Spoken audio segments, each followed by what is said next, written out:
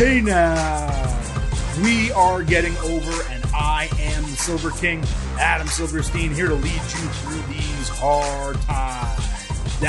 With episode 390 of your favorite professional wrestling podcast. That's right, Getting Over is back once again, and boy, oh boy, do we have a loaded show for you today. Not only are we going to tackle AEW and NXT as we normally do on these Thursday episodes, we will also be breaking down the biggest moments and matches from New Japan Pro Wrestling's signature event, Wrestle Kingdom 17. Among those signature moments was the debut of the former Sasha Banks, now known as Mercedes Moné. We have, as I said, an absolute load of stuff to discuss before this episode is out. So we're going to start this edition of the Getting Over Wrestling podcast, as we do every edition of the Getting Over Wrestling podcast, with a quick reminder that this show, you guys know what to do at this point. Head on over to Apple Podcasts and Spotify. Drop a 5-star rating on Apple Podcasts. Leave a 5-star written review. Tell people why you listen and why they should subscribe. It's to the point. I say this all the time. I know how many people listen. I see how many reviews there are. The number is disparate. It is nowhere near each other. There's a number of you who have been listening to this show for years now and have not taken a couple moments and written that 5-star review for us. All I'm asking is please do so. It means a lot to me. And as I've said, we just want to hit that number, that key number, 400 reviews. And if we get there, I will stop mentioning it as much as I have been. What I won't stop mentioning, though, is a reminder to follow us on Twitter at Getting Overcast. We want to keep building that following. We're incrementally moving up, but we need your help to get there. Again, the number is nowhere close to each other. So follow us on Twitter at Getting Overcast. You will get episode drops, news, analysis, highlights. We do a ton of stuff on there, but the only way you can get it is by following us on Twitter at Getting Overcast. As I said, this is going to be a 3-part show. We're talking New Japan, we're talking AEW, and we are also talking NXT. And this week in particular, I'm going to go in what I consider to be the order of importance, and also starting with the biggest story, which of course was Sasha Banks showing up at New Japan. So with that, we're going to kick things off with NJPW Wrestle Kingdom 17. We're going to break down the Sasha Banks situation as it transpired on that show. Perhaps some teases of her coming in to AEW. We're going to cover that right off the bat. I will then break down the rest of the major moments from Wrestle Kingdom 17. We will then move on to AEW, and we will tackle NXT at the end of the show. A reminder, if you happen to be a first-time listener, whether of this episode or the show as a whole, we do have timestamps in our episode descriptions. So if you want to skip from one part to the next, you will have the opportunity to do so. On this show, we will have 4 timestamps: a Sasha Banks timestamp, the remainder of New Japan breakdown timestamp, and then, of course, AEW and NXT. But as always, I do hope that you listen to the entire show. So let's go ahead and get started with New Japan. We had the IWGP Women's Championship on the line. Kairi, the former Kairi Sane in WWE, fighting Tam Nakano. Kairi ate a great delayed lifted tombstone for a near fall. Then she hit her picturesque flying elbow drop to retain the title in a shockingly short 6-minute match. It was not the featured attraction of the segment, the match itself, but still, it was silly short for a title that you have just crowned. You've just made Kairi the champion recently. There haven't been that many defenses. In fact, I don't know if there have been any.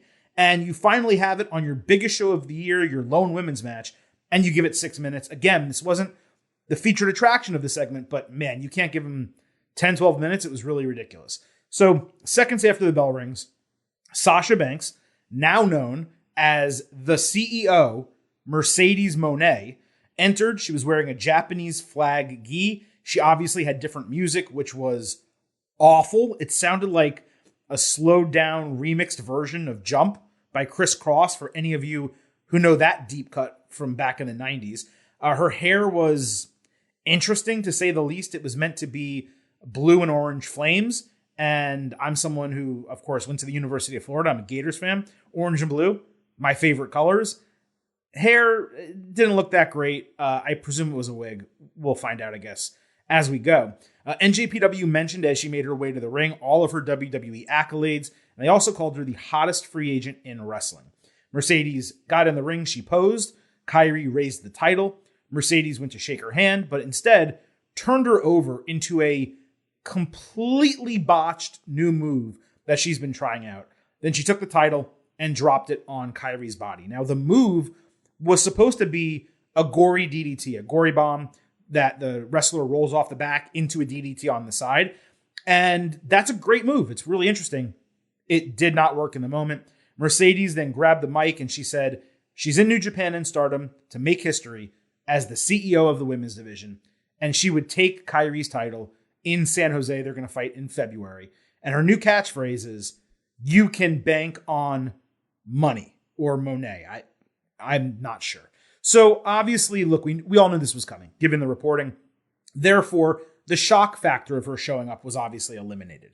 Also in Japan, even with cheering crowds, which they did have at New Japan, for Wrestle Kingdom, I should say, debuting wrestlers don't always get the same crazy reaction as they do in the United States in situations like this, unless they're a star returning home, like AJ Styles or Kenny Omega or someone to that effect.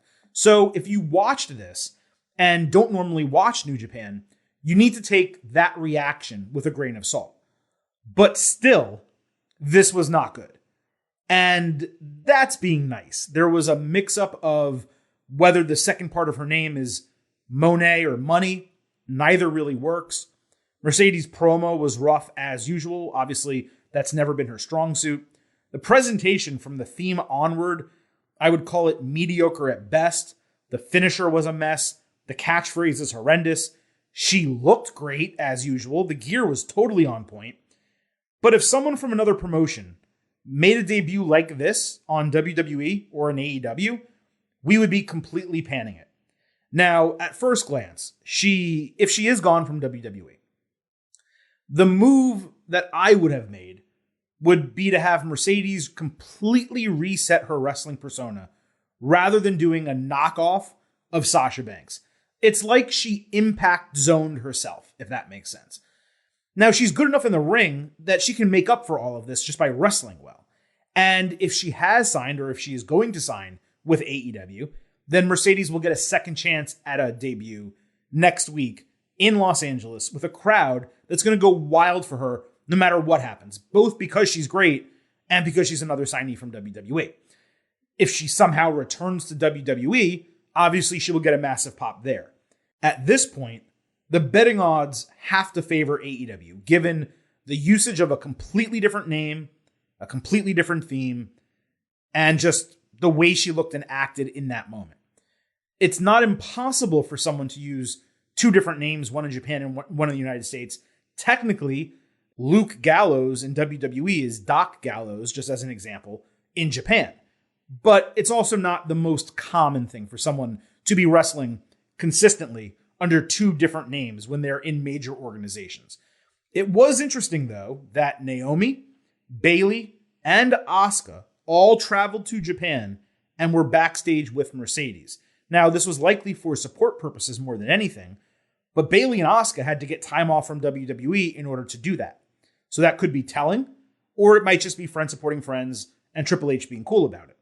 On the back of this, though, I did decide to search WWE.com, and I noticed that Sasha Banks, who was still listed as a current superstar as of January 1st, is now in the WWE alumni section of the roster. Now, Naomi remains on the current superstar section. Both had been listed there throughout this entire time they were gone. They were taken away for a while by Vince McMahon. When Vince changed to Triple H, they got moved back to current, and they stayed there through the new year. But of course, now Sasha has been moved. Now, before we get to the rest of Wrestle Kingdom, which we are going to break down, let's stick with the Mercedes topic and cover what went down Wednesday on Dynamite, and then some of the reporting that's come through since the show has ended, because all of it is worth talking about. So on Rampage last Friday, Jamie Hayter said her match against Hikaru Shida set the standard for her matches going forward, and she doesn't care who Saraya brings as her partner. On Dynamite, Hayter and Britt Baker weren't interested in talking about Saraya's partner next week. Instead, they focused on the fact that Saraya will never understand what AEW is about because she's not an original. Baker later called herself the boss with a wink, which one would think solidified that it will be Mercedes showing up next week. Interestingly, this interview segment was not shown live in the arena in Seattle. Now, later on Dynamite, Saraya, Toni Storm, and Shida were all interviewed together for some reason. Saraya said Baker is trying to gatekeep the division and hold it back, while that trio is trying to push it forward. Saraya said AEW has the best women's roster, false, and matches, false, in the world, and she's sitting next to the best women's wrestler. So because of that, she chooses Storm as her partner. Shida was clearly and visibly angered by this diss because she considers, of course, herself the best in the world. Now, watching this live, it felt to me like a total swerve. Like, okay, Mercedes won't be Saraya's partner, but it doesn't mean she isn't showing up on TV. I could see them having the match as it is now scheduled, with Shida bringing Mercedes down after the bell for an attack, perhaps in a heel turn for Shida. Banks, or I should say Mercedes, is already a heel in New Japan. Or Shida could attack Storm backstage before the match, replace her in the match, and then Mercedes comes out later and the same thing happens. Now, given Mercedes has already debuted as a heel in New Japan, like I just mentioned, it would make sense for that character to also be a heel in AEW. Plus, we all know Sasha is better as a heel. Now, I'll get to some of the reporting in a moment, but first let me say, these were among the best women's interview segments that AEW has done. They all got plenty of time to speak, they actually said meaningful stuff, and they set the stage for next week rather than getting rushed to shove everything into a 30-second window across each segment. This type of stuff is how you build a women's division beyond giving them more than one match per show, which as of right now, of course, is still not happening. Now, on to the reporting.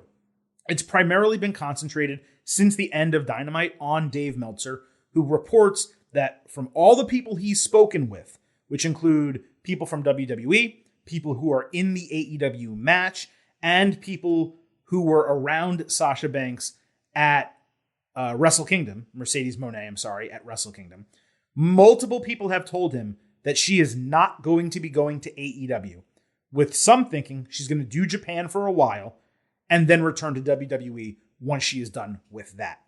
Now, I don't really know where that comes from, and having Britt Baker say the boss in her promo and wink at the camera is almost like too much for AEW to do and have it not be Mercedes. Like, it's one thing to do the swerve and have Storm in the match and either Mercedes replaces her or something happens with Shida, like I mentioned. That's one thing because you're still hinting at it. It's a misdirection. The person's still showing up.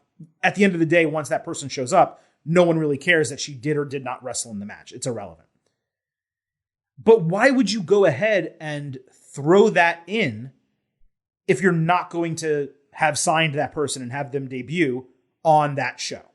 You know, you think back to people wearing or saying best in the world. I think Darby Allin did, preceding CM Punk showing up. Kenny Omega wore t-shirts.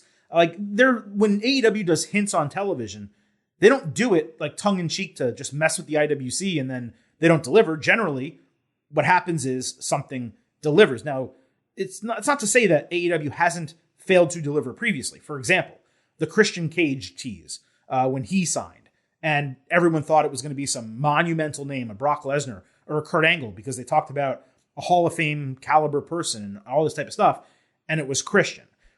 So they have, teased stuff before and under-delivered, but you don't go out and have your top women's wrestler, not necessarily in ring, but in terms of stature in the company, Britt Baker, say the boss and call herself that, only for that person to not show up. Now, if Mercedes doesn't show up, that will be notable. If she does show up, but we don't get a Mercedes Moné is all elite graphic, then maybe there is something to Dave's reporting in terms of that she's just kind of dipping her toe and doing a couple different things, but she doesn't want to lock herself down anywhere. Maybe she signs a 4-month or 6-month contract with AEW and then determines whether she wants to stay there or perhaps go back to WWE. Maybe she feels she'll raise her stock enough where she can get more money coming back that WWE would not give her reportedly when the renegotiations happened after she walked out of Raw. All these things, all this speculation, it's up in the air. it's going to be a really long week between now and Dynamite next week. Whether she does or does not show up, we, of course, will cover it here on the Getting Over Wrestling podcast. But hopefully I've given you a more full breakdown into hints kind of in both directions and why right now things are up in the air.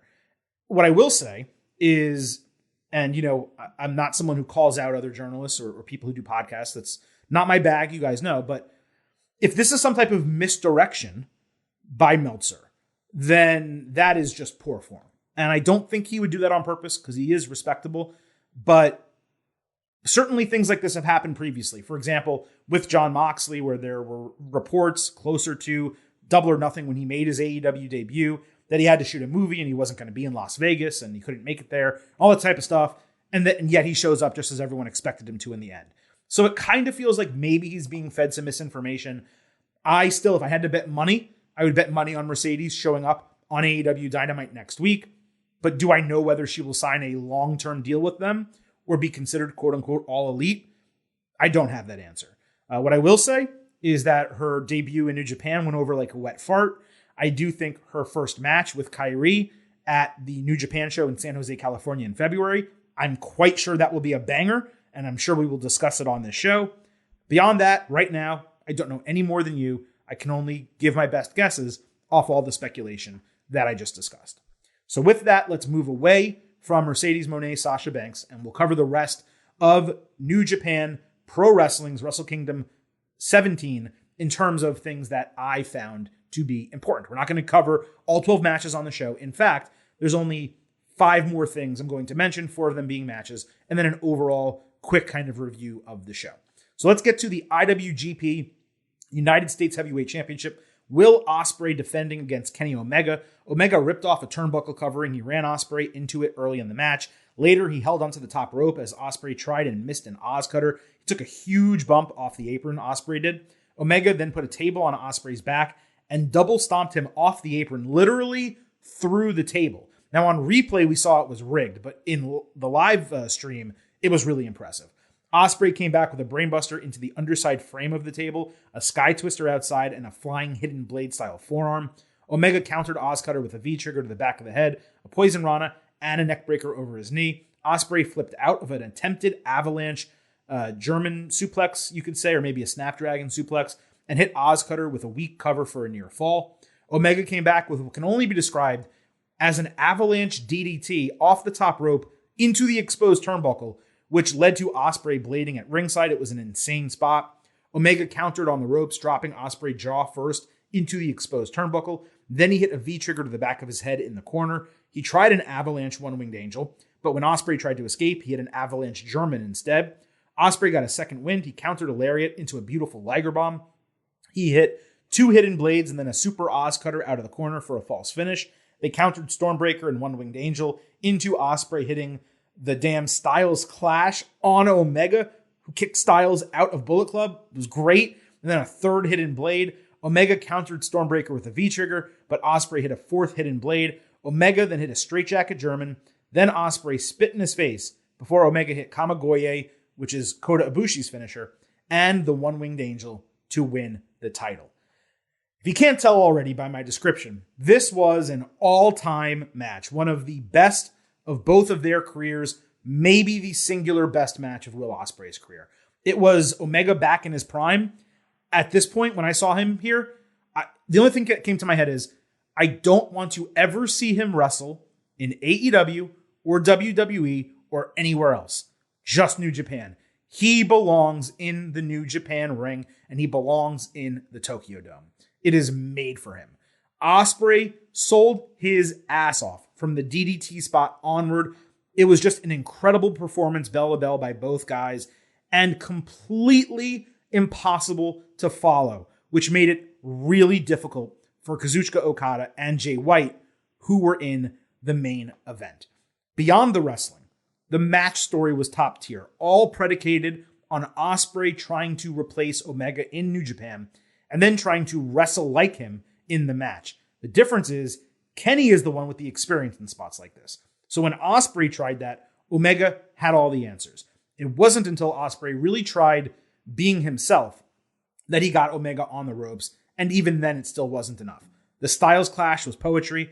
The Kamagoye was perfectly placed before the One-Winged Angel. The DDT spot I mentioned earlier was absurd. This match is everything that wrestling is supposed to be. We've largely on this podcast stuck with the 5-star scale here on Getting Over. On the prior podcast I was on in this corner, State of Combat, you guys all remember it, I did give the 4th Kazuchika Okada Kenny Omega match 7 stars. And I did that multiple days before a certain someone else went ahead and did. And I did exceed 5 stars on that old podcast for 2 of their other matches. But here on Getting Over, I think it is more appropriate for the scale that I've been using to rate all these matches over the last 3 years to really remain at 5 stars, with any matches that exceed that mark getting extra credit. So my rating for this match, Will Ospreay, Kenny Omega, it is 5 stars plus, and my grade is A++. It is obviously the match of 2023 so far. And I got to tell you, there's 11 plus months left in this year, but I am going to be legitimately shocked if this gets topped before the end of the year. And if it does, whatever match tops it is going to be monumental. This is a must watch in every sense of that term. The thing went 34 minutes. It felt like it was 14 minutes. Completely wild. One note of caution before we move on. This is just the beginning of their story. It is not the end. Ospreay was largely turned babyface in this match. He's absolutely going to overcome Omega at some point. It could be as soon as Forbidden Door or Dominion. Perhaps he beats him in the G1. Then maybe they wrestle again next year at Wrestle Kingdom. We're going to see this match at least 1 or 2 more times. Not to mention the fact that Ospreay still has business to take care of with Okada. There's plenty left here, but for what this was, I don't know how it could have been any better. So go out and watch this match if you have not. Hopefully, this will convince you to do so. We'll move on to the IWGP World Heavyweight Championship. This was the main event. Jay White against Kazuchika Okada. This was a 4.25 star match for me. It was patently unfair that it followed the U.S. title match. They countered finishers late with Okada hitting a tombstone pile driver. White then countered Rainmaker into Blade Runner for a false finish. So he used Rainmaker twice on Okada. A second later, Okada countered Blade Runner into a Rainmaker for a false finish. There was another long series of counters with Okada hitting Blade Runner plus Cobra Flosion and another Rainmaker to win the IWGP World Heavyweight Championship in 33 minutes. And unlike the prior match I just discussed, this one felt every bit of 33 minutes. Now, after the bell, White crawled up Okada's body, gave him a hug on the shoulder before falling down and leaving ringside with Gato. It was almost like he was trying to make amends, but Okada was having none of it. Shingo Takagi then came out, and he is Okada's next challenger, wanting retribution from dropping the title to him a year ago. Now, Okada and White, they've effectively traded this title since last year's Wrestle Kingdom. Interestingly, Ospreay and White won their respective titles at Dominion last June, and then lost them on the same night here at Wrestle Kingdom. Now, while this match was long, it was superbly wrestled from an in-ring standpoint. Okada using Cobra Flosion, a pump handle version of it. That would be a finisher for like 99% of other wrestlers. White did a great job selling in defeat. Strong match, worth seeing. Nothing I would watch again. As I said, 4.25 stars. Hiroki Goto and Yoshihashi defeated FTR for the IWGP Tag Team Championship in a 3.5 star match. This continued FTR's losing streak. They've now dropped the Ring of Honor, AAA, and IWGP titles all in the last 26 days. They also lost to Gun Club on AEW TV. Now, there have been talks about their AEW contracts expiring soon, but Dax Harwood also just launched an FTR podcast. It feels more like a losing streak angle where they rebound from it eventually by winning the AEW tag team titles. But I would say a WWE return is not out of the realm of possibility now that Triple H is in charge. I still lean more towards the former. It's just a shame that AEW didn't allow them to capitalize on holding the 4 major non-WWE championships simultaneously. It was a massively waste opportunity. FTR at that time was red hot, and they have now been completely cooled off. I'm not saying they still don't get fan chants and all that stuff, but they were, like, for a period of time, the number 1 or number 2 babyface act in the entire company, and that is no longer the case right now. Tama Tonga beat Carl Anderson for the Never Openweight Championship in a 3-star match. Anderson wore a Japanese OC shirt. He came out under the Bullet Club banner, so that was all just really cool and interesting. Gallows was not with him. Anderson struck Tama with the belt before the bell. He had a neck breaker onto the metal railing and then did a clutch tombstone pile driver into the metal ramp. They teased an immediate finish. Instead, they both hit their signatures, with Tama catching Anderson with his own gun stun twice. The second one was completely botched, but he won the title. Commentary said the title would no longer be held hostage. Now, whether that's the end for Anderson or the Good Brothers in New Japan, I don't know. It feels likely, given their WWE contracts. And overall, when it comes to Wrestle Kingdom, I thought it was an extremely top-heavy card. Most of the matches below the co-main events disappointed. But the positive is that for me, as an infrequent viewer who used to be obsessed with New Japan for a couple of years, this was the first time it's really felt like the New Japan I remember from the late 2010s. When you couple that with some of the stuff they're doing on Stardom, the fact that they have a Japanese promotion now in the United States with NJPW Strong, it's making me really hopeful for what's to come from New Japan in 2023. I did not watch every single match on the card, so I don't have an overall grade. But again, Omega Ospreay, you have to watch that match at some point soon. Everything else, you can basically skip that I already mentioned.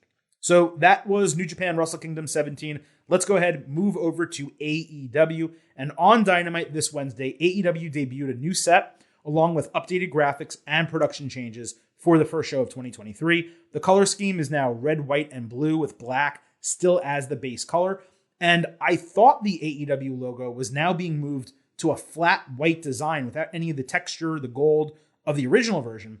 But the old logo was still on all of the ringside barriers and the ring apron. It was also used on TBS's graphics and on numerous on-screen advertisements that AEW used, such as for the AEW shop.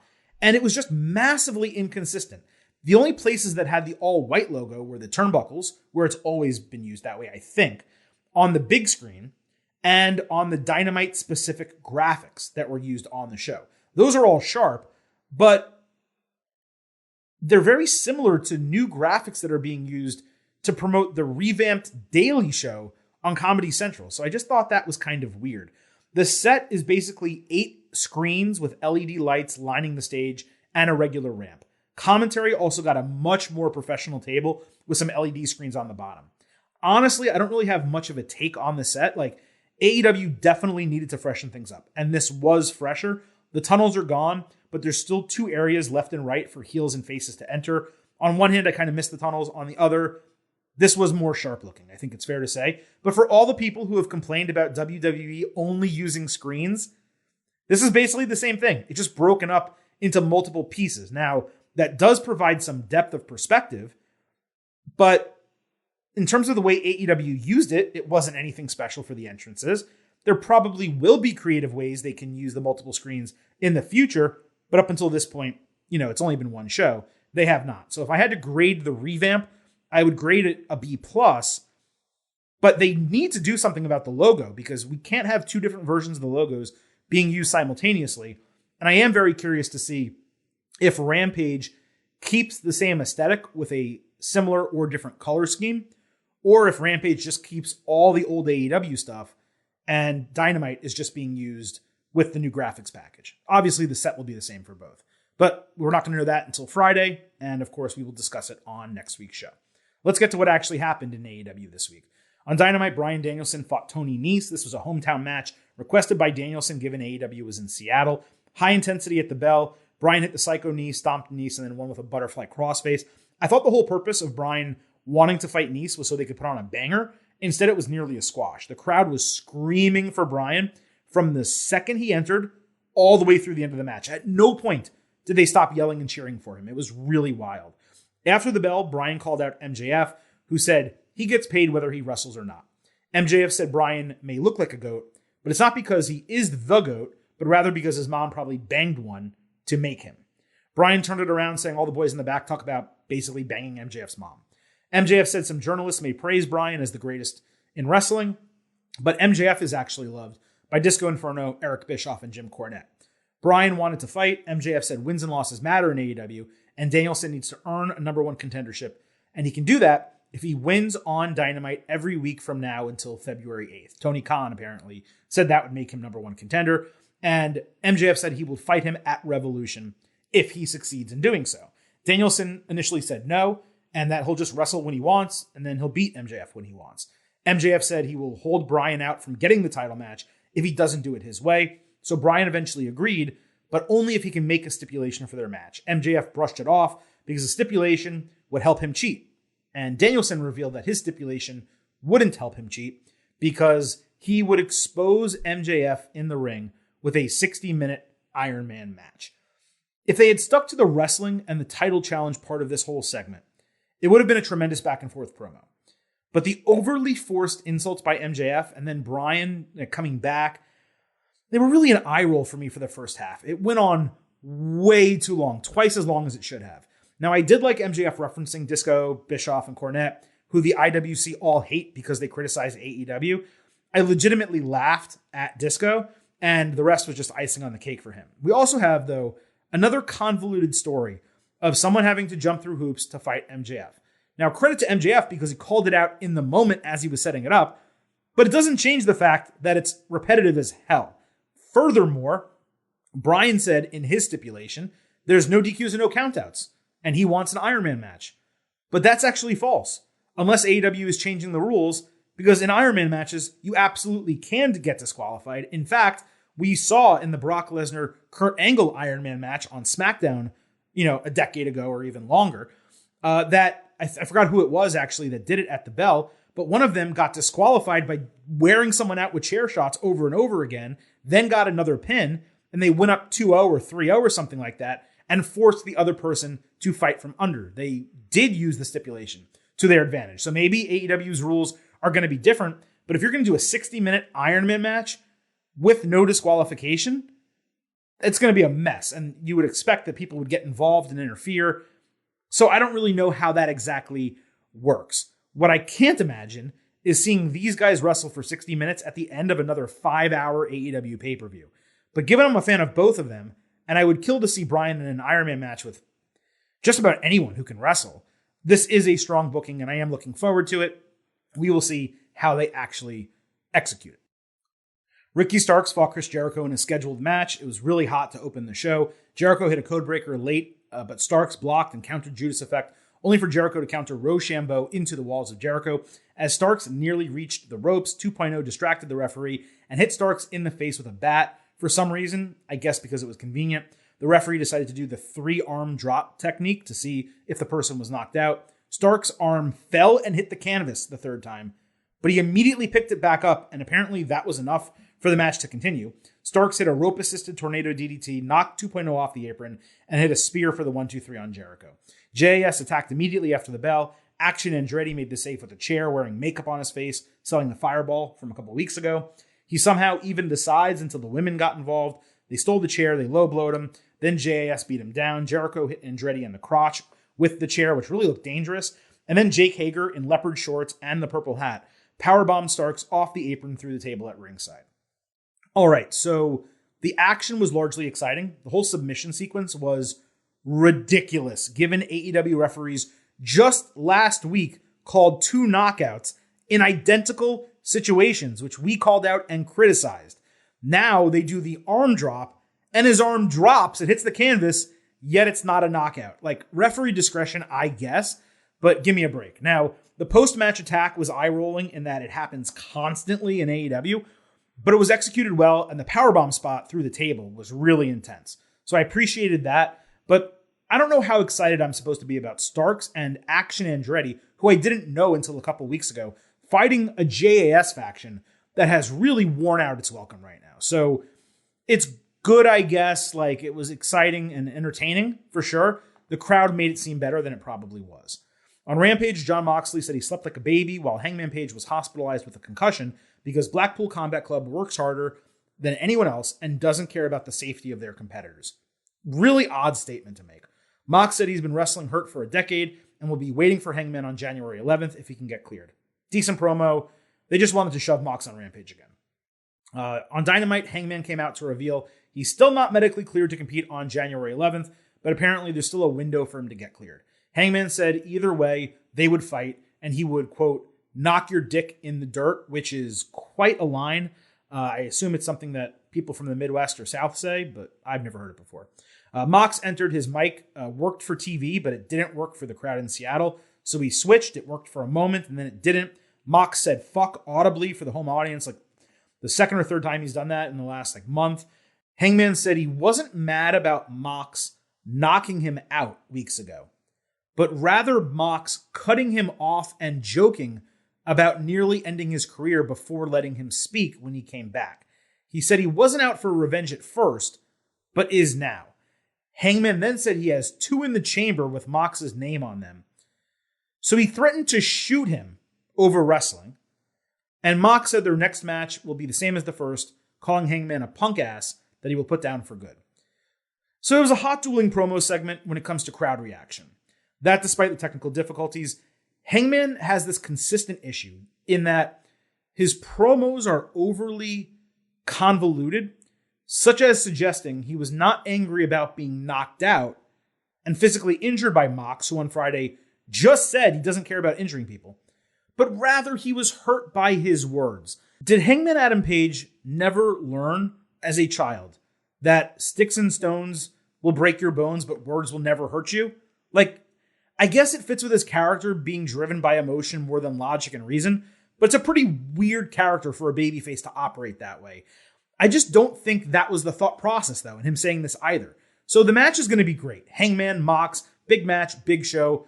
My larger issue, though, is the way they've been incorrectly talking about concussion protocol, and I already went through that last week, so I'm not going to say it again. On Dynamite, we had a TNT Championship as the main event, Samoa Joe defending against Darby Allin.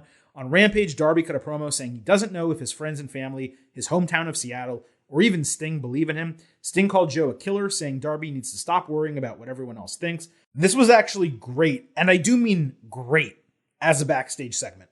One of the best for AEW in 2022, actually. I just love the way Darby and Sting went back and forth with each other. Darby seemed super passionate about getting the title back. It worked in every way. So on Dynamite, Darby came out to ringside. He dapped up Nick Wayne, who was 16 or maybe 17. He signed with AEW, despite obviously not being able to compete yet. So when Joe entered, he tried to choke Wayne out. That led to an attack with Allen's skateboard. Then on stage, they fought again. Darby did a cannonball off of a 12-foot ladder onto Joe, and then Darby immediately sold a knee injury coming out of that. The bell finally rang with Joe slamming Darby back first into the sharp part of the steel steps. There were some great sequences that legitimately had the crowd on its feet for the final stages of the match and the finish. Joe countered a flip over stunner with a sleeper hold. Darby put Joe into an exposed turnbuckle and then hit him with Code Red, following with coffin drop onto his back and then another one onto his chest for the 1-2-3 to win the TNT title. Confetti shot out with Sting coming down after the bell to pick him up in a hug, and they celebrated the victory. This was probably one of the best ending sequences in Dynamite history. The match was damn good from bell to bell. I went 4 stars and an A-. The crowd, though, made it feel like an epic fight. This Seattle crowd was off its rocker. Crazy from the start of the show all the way through the end of Dynamite. The spike into the steps was gnarly. The Code Red was crazy given Joe's size. Having Joe take the title off Wardlow now makes a lot more sense in retrospect, as he was basically a transitional champion to get it on Darby in this spot. And Joe putting over Darby was huge for him. It doesn't change the rough booking of Joe and Wardlow, nor the fact that Joe's title reign was way too short with the TNT title after the swap, but the changing of the titles at least makes a lot more sense. They did it in a really big spot. TNT clearly wanted AEW to revamp Dynamite. They've done it with booking and promos to some degree. They've done it, of course, with the graphics package and the stage. And putting the TNT title back on Darby is 100% part of that. AEW and TBS, TNT, whatever you want to call it. I keep saying TNT. It's Turner, TBS, whatever.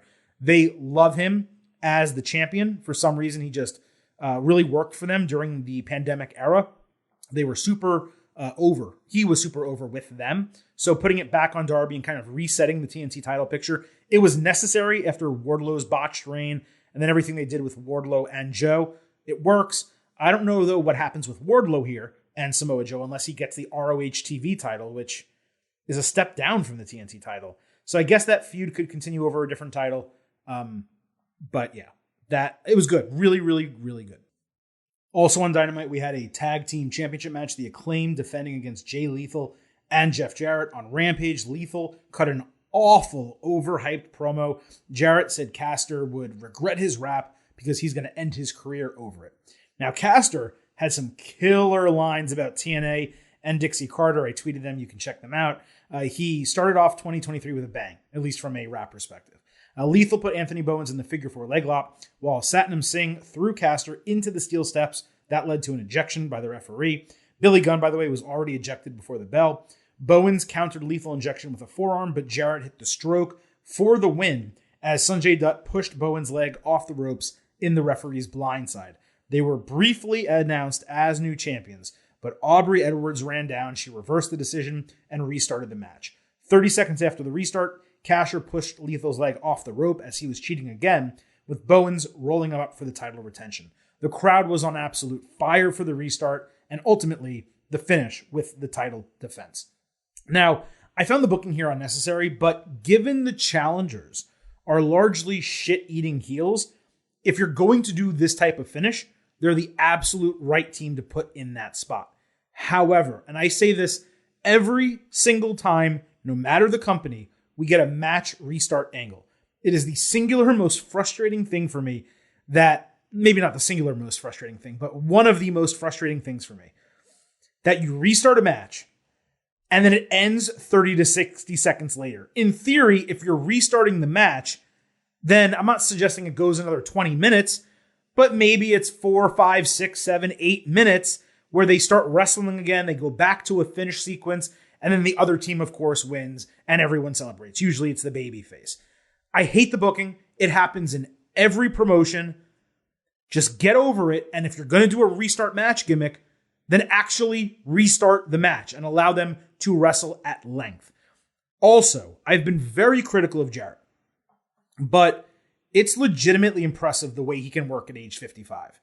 And he was hysterical as a heel, trying to use his body to push past Aubrey and kind of not let her overturn the match result. The wrestling was fine. The crowd popped really hard for it, though, and that made the entire deal work. On Rampage, Swerve Strickland fought Wheeler Yuta. Late in the match, Yuta hit a flying elbow strike and sold a knee injury with a one-legged bridge on a German suplex. Swerve kept attacking the knee, but Yuta stayed on him. Swerve hit his awesome sidekick. Yuta escaped the JML driver, but ran Swerve into the referee. And when the referee was kind of dinged up, Swerve delivered a low blow and the JML driver for the win. Quite a decision by AEW to strap up Yuta with the pure title and then have him lose his first match to Swerve, even if it was with a low blow. The wrestling was solid. I didn't care for the storyline. There was almost none. The booking, all that. On Dynamite, Swerve fought again.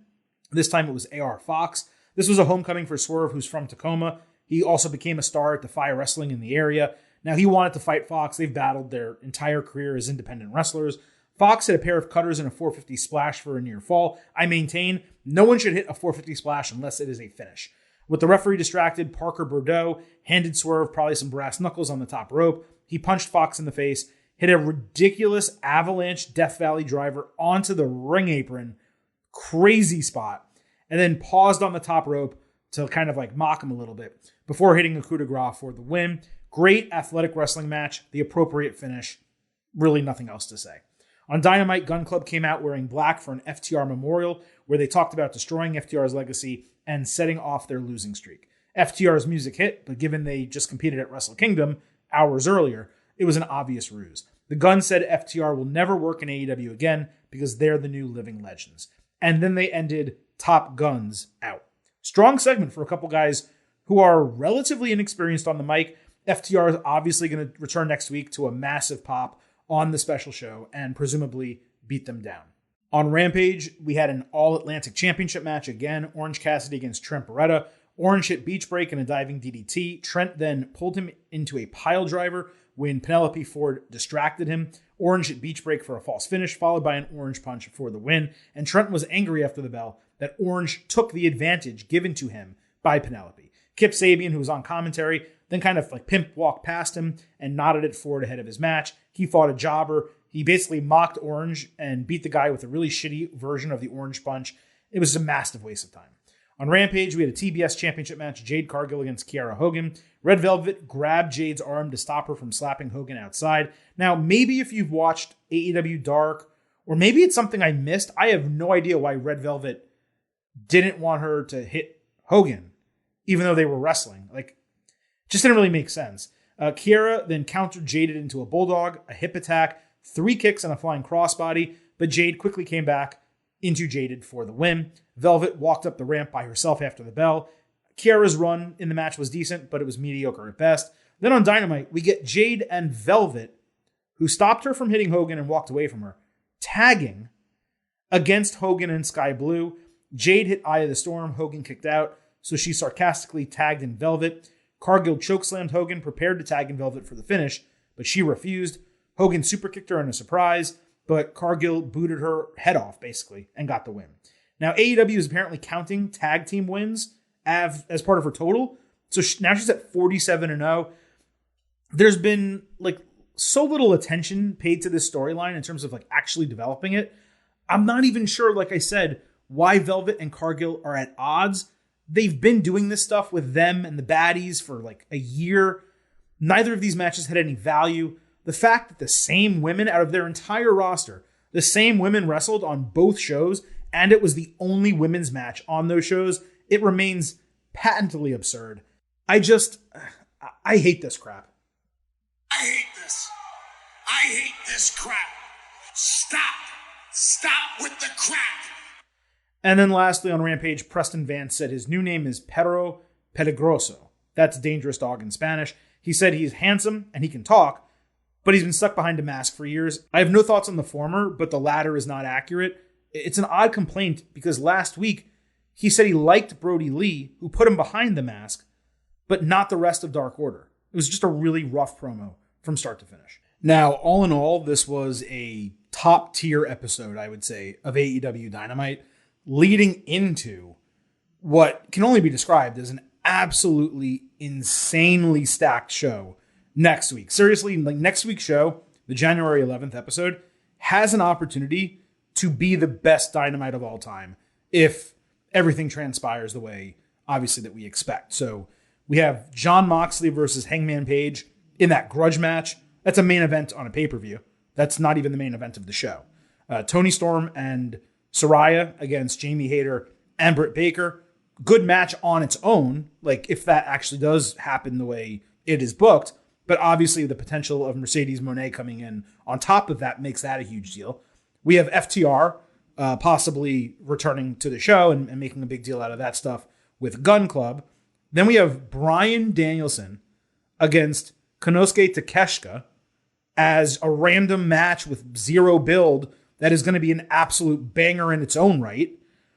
They did announce Big Bill and Lee Moriarty against Jungle Boy and Hook. Who gives a shit about that? It's horrible.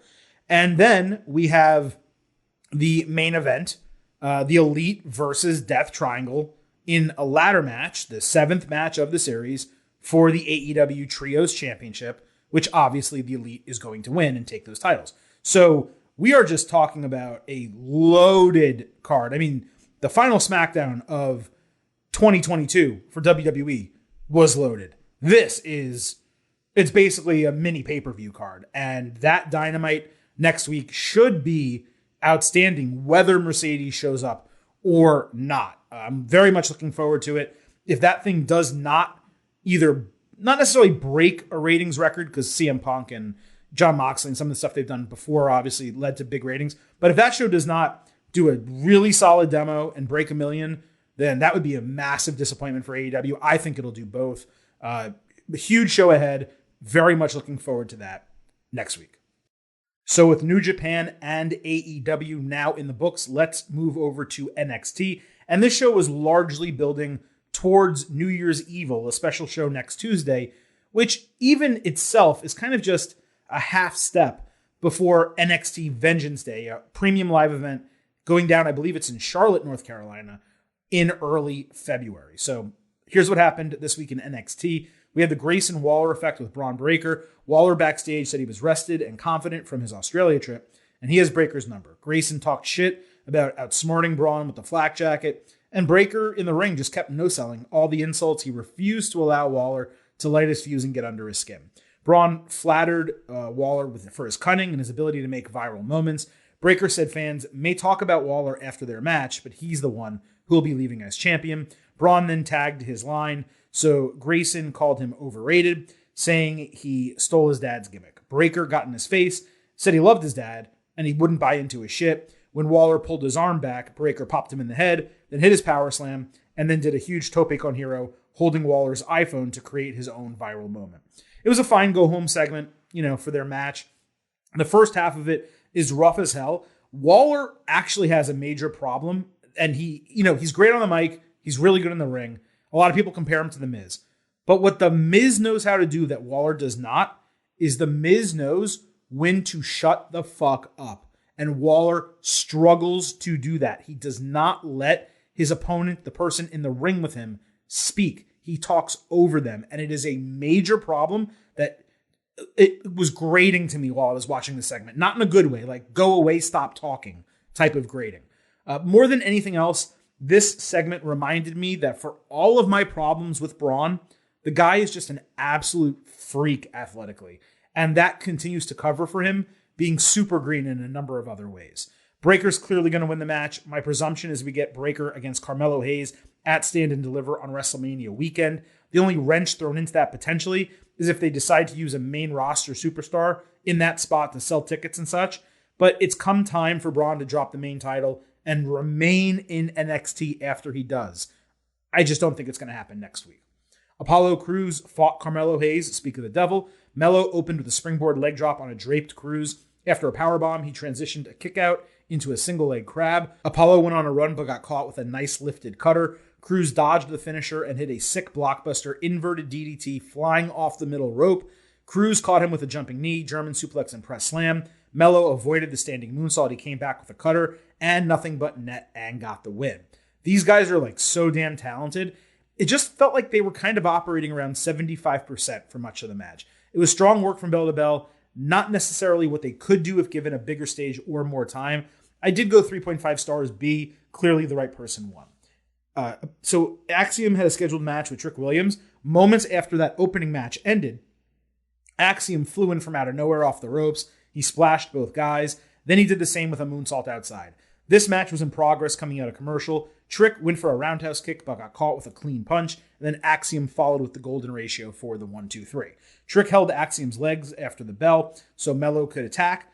Crews, of course, made the save. I didn't really see much of a point to doing the post-match attack other than to run a tag team match. That has no meaning because both of the singles matches already happened. The wrestling was fine. Axiom is obviously on another experience and talent level than Trick right now, but Williams is improving, and he does have a high ceiling. A good bounce-back win for Axiom as well because he has taken a few L's recently.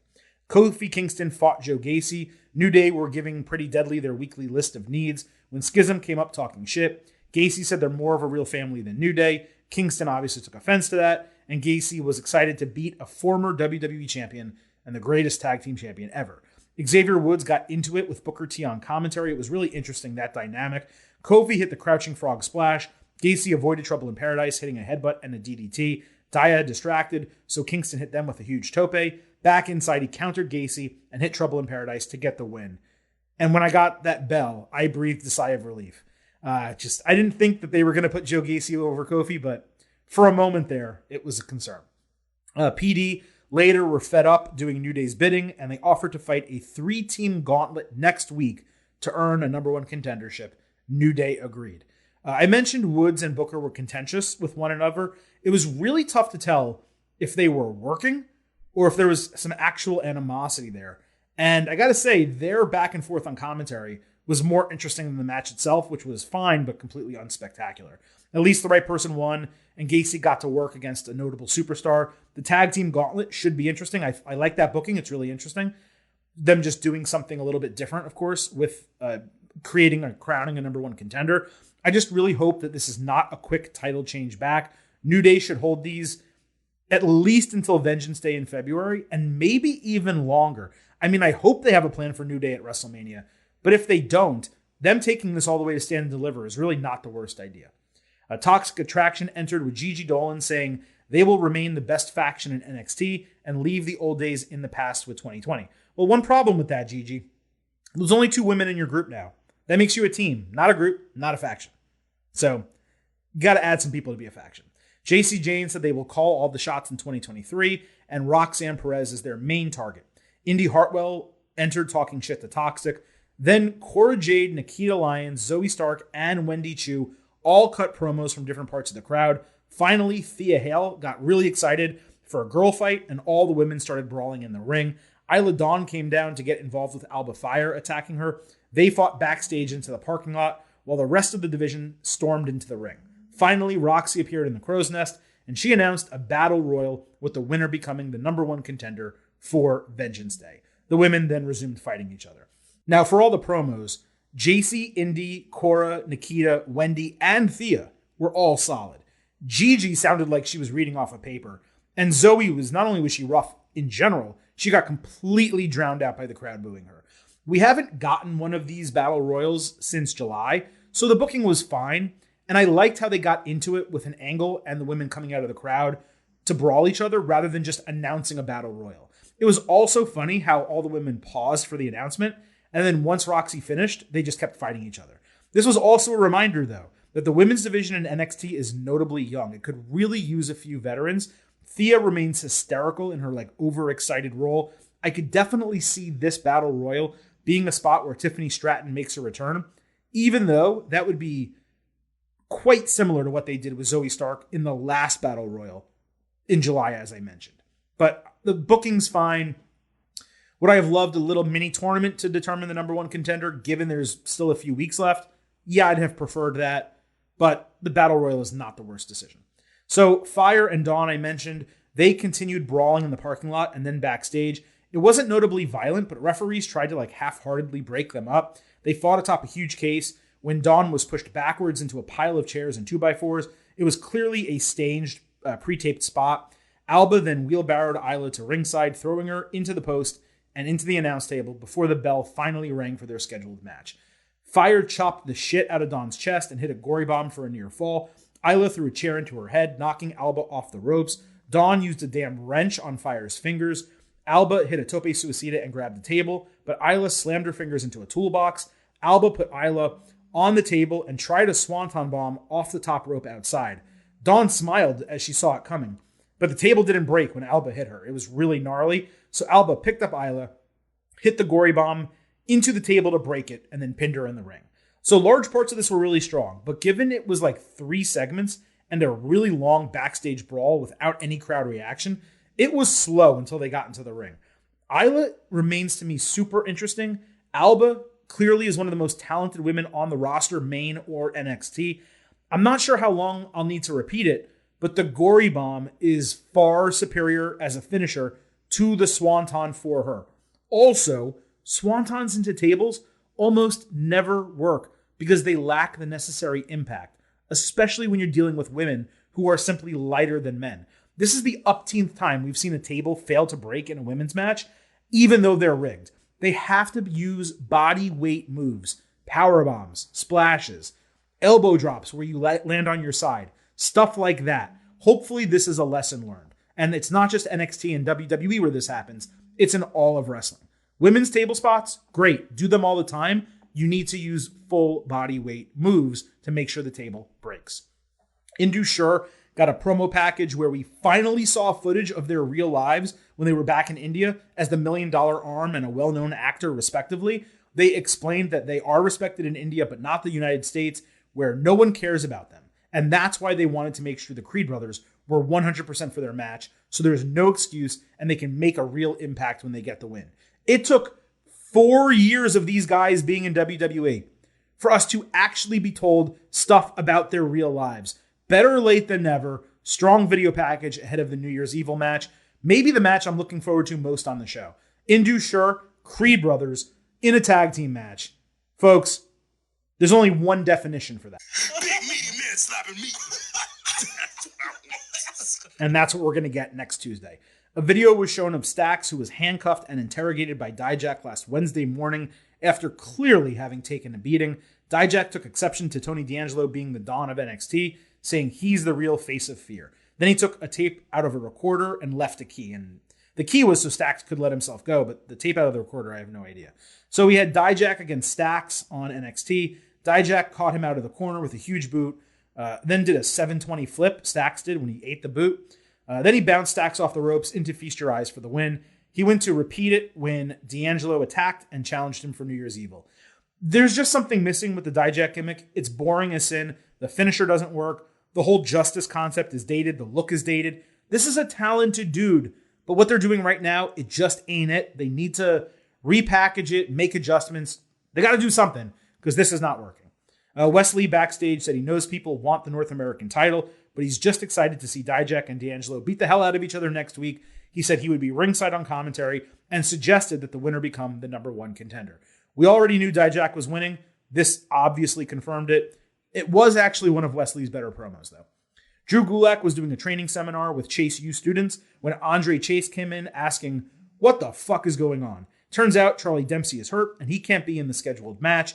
Gulak called the Chase U students soft with Chase, Duke Hudson, Gulak, and Hank Walker all getting into a heated confrontation. So we ended up getting Chase against Gulak in a singles match.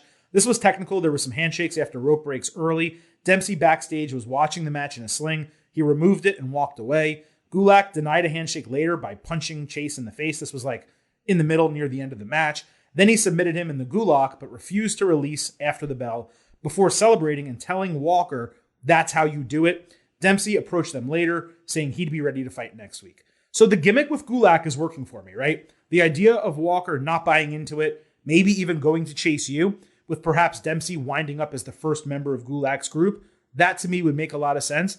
And I do find this to be a relatively interesting low-card storyline. Briggs Jensen and Fallon Henley were celebrating last week's win. Kiana James came up promising not to fight and actually wishing her good luck in the Battle Royal. It was meant to seem genuine. Then she told Jensen to call her and winked at him. I've criticized the acting of these four over the last few weeks. This actually seemed pretty natural by comparison to what we've gotten recently. So that's a plus. Oro Mensah fought Javier Bernal. Mensah backstage was excited to make 2023 his year. Bernal walked up with his new Christmas album. Mensah called it cringe. Bernal then attacked Mensah on his way to the ring for their match. Mensah hit a couple athletic moves and caught Bernal in the ropes for a submission. He eventually won with a roundhouse kick in the corner. The guy remains impressive in the ring. The gimmick is shit. He's not a good promo. He's got a long way to go. And that is really the wrap-up of NXT this week. It was not a particularly notable show in terms of everything or anything, I guess, that went down. It did build a little bit towards New Year's Evil, a little bit as well for Vengeance Day. I would say that NXT was actually running hot towards the end of 2022. The last couple of weeks, though, just haven't hit the way the prior weeks did. And I can't actually put my finger on it, but clearly we will figure out what they are planning for Vengeance Day as New Year's Evil takes place next week. And we will see the way that card gets developed if that is something that we should be getting excited about. Generally, to this point, when NXT, even the 2.0 version, and now the Fire version, let's call it, or the white and gold version of NXT, when they build to big events, they still feel pretty big and they still have come across really well. We just saw it with NXT Deadline in December. So I'm not down on what we're going to get from NXT Vengeance Day. It's just right now I would like to see it pique my interest a little bit more than it has to this point. But folks, that is it from this episode. We covered a lot across Sasha Banks, Mercedes Moné, New Japan, Wrestle Kingdom 17, AEW, and NXT. Because of this, it shifted our schedule a bunch. You know, we were originally supposed to publish this episode Wednesday night and then again Thursday morning. Instead, it's coming out Thursday afternoon. So we're going to have to turn around and drop those 2022 Getting Over Awards, aka the Meaties, at an unscheduled time. I've yet to determine when exactly that be, whether it's going to be Friday or perhaps even next week at this point. But don't worry, the Getting Over Awards are coming soon. Keep an eye out. Follow us on Twitter at Getting Overcast, not only to find out when the episode drops, but so you can listen to it as soon as it is available. Again, on Twitter at Getting Overcast, not only the episode drops and announcements, news, analysis, a bunch more. We did drop a news item, actually. We learned this week William Regal's new title with WWE. We tweeted that, of course, had it before anyone else. We don't try to break news here. That's not our jobs with Getting Over, but occasionally we do get the nugget or two, and we do share it for you on Twitter at Getting Overcast. Also, please remember that this podcast, so head on over to Apple Podcasts and Spotify. Leave us those 5-star ratings on Apple. Take a little time. Write up a 5-star review as well. And if you do, you submit it for Apple Podcasts. We will read it live right here on this show. It has been a wild week already in the world of professional wrestling, kicking off 2023 with a bang. I appreciate you all joining us for our second episode of the week. At this point, there is nothing left to say, so it is time for the Silver King to sign off and leave you with just 3 final words. Bye for now.